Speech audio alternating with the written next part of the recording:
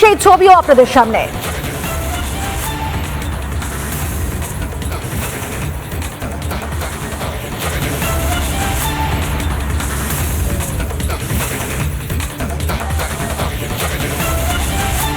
আজকে সবার সঙ্গে কথাবার্তা বলে খুব পজিটিভ ভাইব।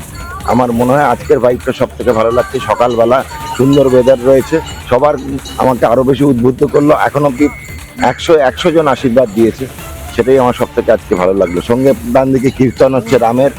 এর মতো ভালো জিনিস আর হয় না দিন শুরু করার জন্য ভারতীয় জনতা পার্টির প্রার্থীদের।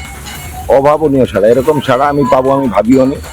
তো আমি এত ভালো লাগছে এসে লোকজনের মধ্যে থেকে আশীর্বাদ পেয়ে।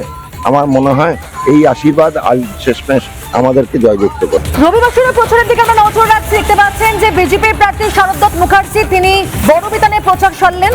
বিধাননগরে বিজেপি প্রার্থী তিনি তত ভ্রমণকারীদের সঙ্গেই করলেন জনসংযোগ।